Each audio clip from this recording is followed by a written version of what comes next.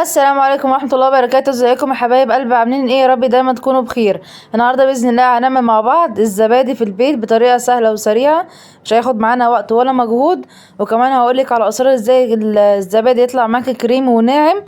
ما تنسوش الاشتراك في القناه وتفعلوا زر الجرس عشان يصل لحضراتكم كل جديد. اول حاجه نقول بسم الله. انا هنا معايا 2 كيلو لبن بلدي كامل الدسم. ابتدي ان انا افضيه بالشكل ده في الحله. ما ننساش نصلي على سيدنا محمد ونقول اللهم صل وسلم وبارك على نبينا محمد وعلى اله واصحابه اجمعين. بعد ما فضينا اللبن في الحله بالشكل ده نبتدي ان احنا نرفع اللبن بتاعنا على النار، ونبتدي ان احنا نقلب فيه بالشكل ده. وميزه التقليب هنا ان احنا هنا اللبن بتاعنا ممكن يكون مضاف ليه ميه من عند البياع. هنبتدي ان احنا نقلبه باستمرار عشان لو اللبن بتاعنا فيه ميه يبتدي الميه دي تتبخر معانا بالشكل ده، عشان يطلع معانا زبادي قوامه ناعم ويكون معانا مظبوط.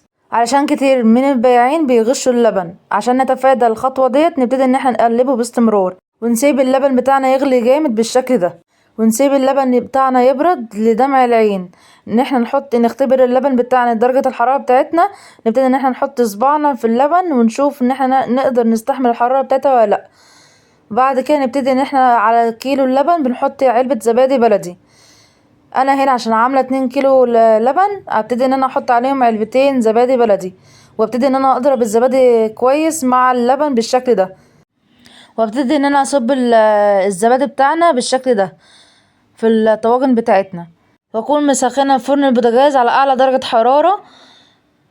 وبعد كده ابتدي ان انا ارص معانا الزبادي بتاعنا بالشكل ده، وابتدي انزل عليهم بنص الصينيه ميه مغليه لغايه نص الكوبايه كده ميه مغليه. وابتدي ان انا احط هنا معلقتين كبار من الخل عشان خاطر نحافظ على الصينيه الالمونيا ما تسودش مننا. وبعد كده نغطي الزبادي بتاعنا بالفوطه ونطفي الفرن بتاعنا. وبعد كده نبتدي ان احنا نحط الزبادي بتاعنا في الفرن ونسيبه لمده 6 ساعات، او ممكن نعمله من بالليل ونفتح عليه الصبح. بعد كده نبتدي ان احنا نحط الزبادي بتاعنا في التلاجة.